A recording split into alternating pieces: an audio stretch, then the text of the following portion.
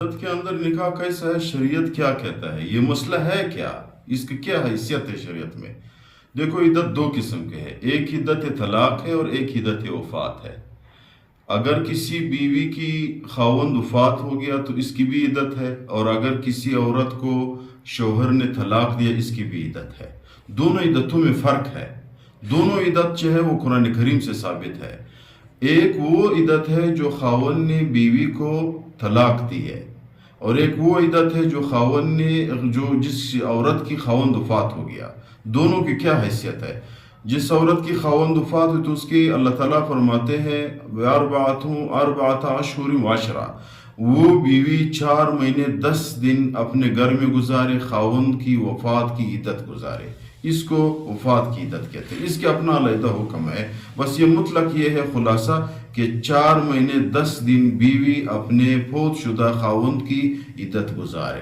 اور ایک عدت طلاق ہے. زید نے زینبہ کو طلاق دی. ابھی یہ عورت کیا کرے؟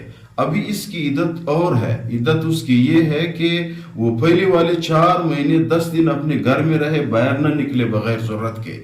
اور یہ عدت ہے، گھر سے باہر نکل سکتی ہے، بازار جا سکتی ہے، کپڑے بھی لے سکتی ہے، کپڑے بھی ڈال سکتی ہے، سب کچھ کر سکتی ہے. لیکن اللہ تعالیٰ فرماتے ہیں والمطلقات یتربصن بانفسهن اربعۃ والمطلقات یتربصن بانفسهن ثلاثۃ قروء.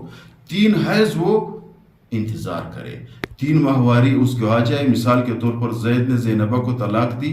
ابھی زینبہ 3 ماہواری سے پاک ہونے تک دوسری شوہر کے ساتھ نکاح نہیں کر سکتا ہے. اگر کر دیا تو وہ نکاح فاسد ہے اور باطل ہے. 3 ماہواری کا کیا مطلب ہے؟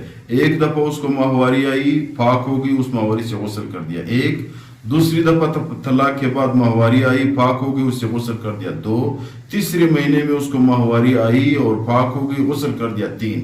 3 حیض جب اس پہ گزر گیا، ماہواری گزر گئی اور غسل کر دیا، پاک ہوگی، پھر اس کو اجازت ہے دوسری شوہر کے ساتھ نکاح کر سکتا ہے.